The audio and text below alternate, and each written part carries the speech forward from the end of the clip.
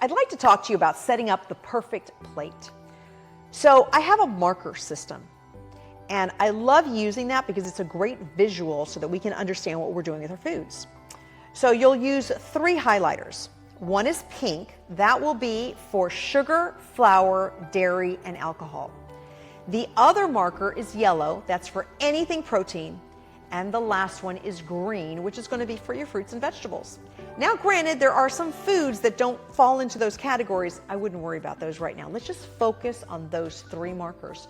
So when you do a food log, write out your food log for the week, and now go back and color in each thing. The goal here is to sometimes itemize your things so that you know what is. So for example, let's say you have a smoothie. It's got vegetables and fruit and protein. Well, the word smoothie is going to have yellow and pink, right? Because, or not yellow and pink, sorry, yellow and green, because we have our fruits and vegetables in there. So use your coloring the right way. Some foods may have all 3 colors in there. You need to basically make sure those colors go in there. Now, as you're looking at your food log, here is your goal. Your goal is 0 to 1 pink per meal or snack. Seriously. So that means if you're having a sandwich, you have to choose, do I want bread or cheese? But I can't have them both. I have to choose. So play around with what you are choosing in your food plan.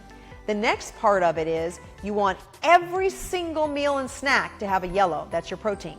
So protein can come from plant-based or animal-based or nuts and seeds, which is plant-based, but we don't think about it that way sometimes. So remember, your nuts and seeds, ideally they should be raw, but raw nuts and seeds are a great form of good quality protein and good quality fat.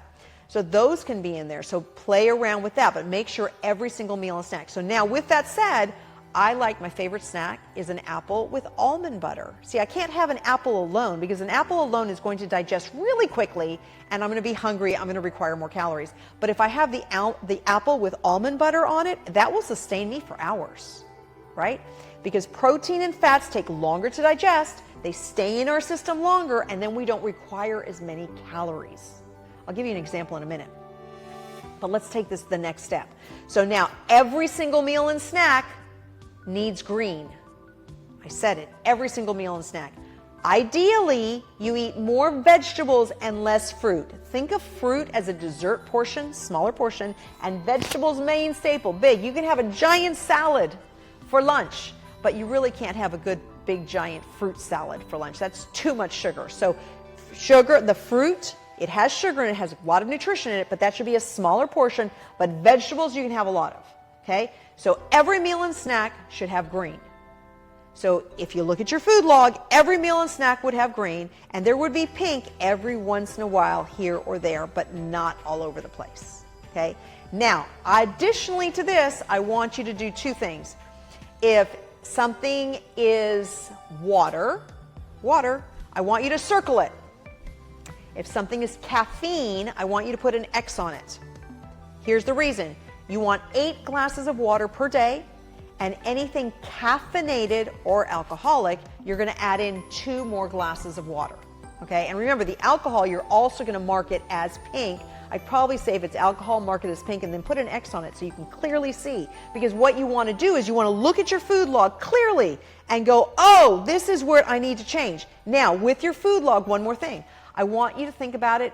All of a sudden, I want you to put your teacher hat on and pretend like you're a school teacher.